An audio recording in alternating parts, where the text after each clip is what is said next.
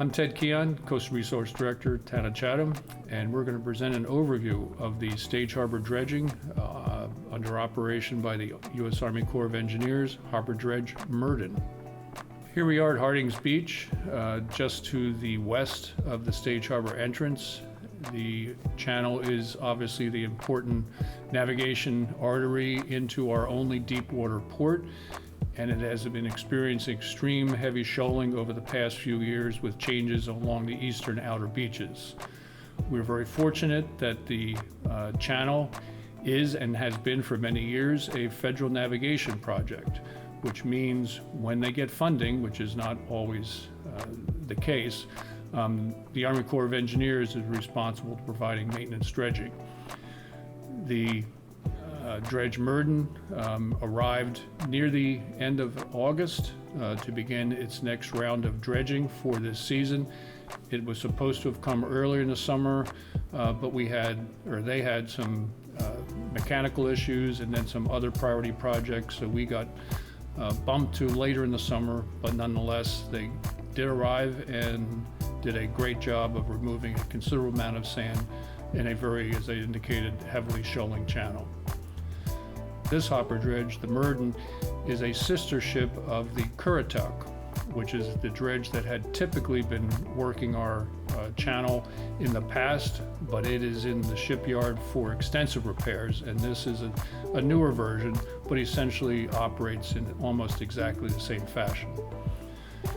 Here the dredge is setting up for an additional run. They had just done some dredging, but now they're setting up. They're actually backing up to begin another run down along the eastern side of the channel, which has been the more troubling side of the channel with influx of sand coming in from the east. Here they are underway. You'll notice that there is sand and water coming in along both sides of the internal portion where the sand and water slurry is deposited. There are two drag arms, as they call them, along either side of the vessel that are now literally bouncing along the bottom and sucking up sand and water, in essence very similar to a vacuum cleaner. There is no cutter head. It is simply a suction mechanism that sucks up the sand and water, which goes into the internal portion like a dump truck, and the water then falls out through scupper systems on either side of the vessel, and then the sand remains in the hull. The dredge is in essence a very benign activity when it is working. A vessel obviously just went by. Often there are many vessels around the dredge, staying clear of the vessel, but it really is a very simple operation and doesn't really impact activities nearby. Here it is again backing up. The pumps have stopped. You can see the sand remaining in the hold, and he's setting up for another run along that eastern edge, trying to really push back that leading edge along the east side. There you can see the clear water coming out the side of the vessel as the sand fills up the internal hold.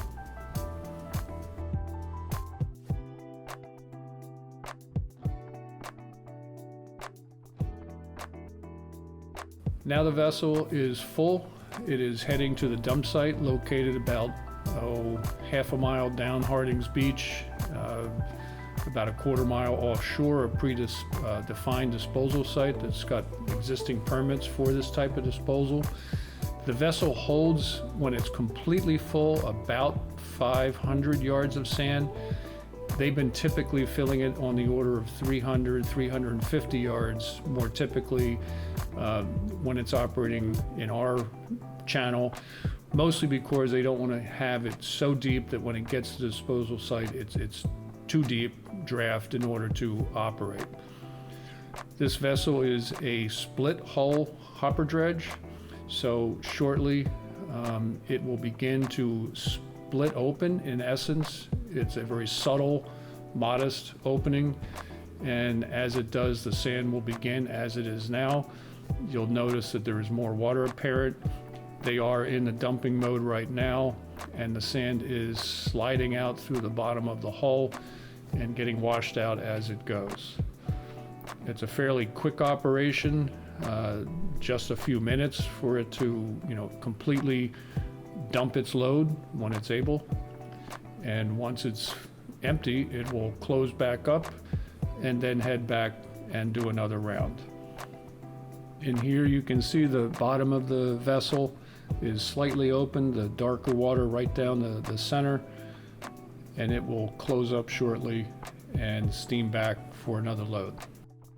On the right starboard side is a good shot of the drag arm and a relatively small, what they call the drag head, on the internal end, which is the sucking mechanism for the sand and slurry water.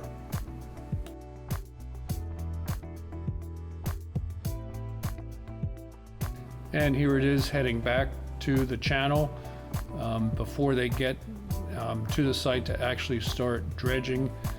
They like to put the drag arms back down and in essence start pumping clear water to prime the pumps, get some water load into the internal hold before they actually then start dredging the sand slurry mixture.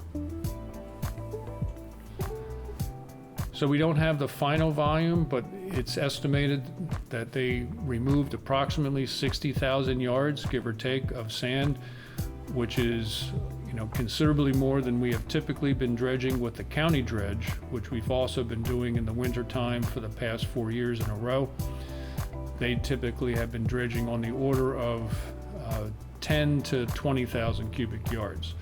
The one advantage, and it's a substantial advantage for the county program, is that they're dredging with the pipeline. We actually are able to place that sand right onto the beach for beach nourishment. The hopper dredge, for obvious reasons, is not able to do that. They must deposit the sand in the offshore in the water. Hopefully some of that sand will make its way onshore, but we've actually got permits currently working through the system and our permit renewal that we plan to potentially remove sand from that disposal site as a source for beach nourishment in the future with the county dredge.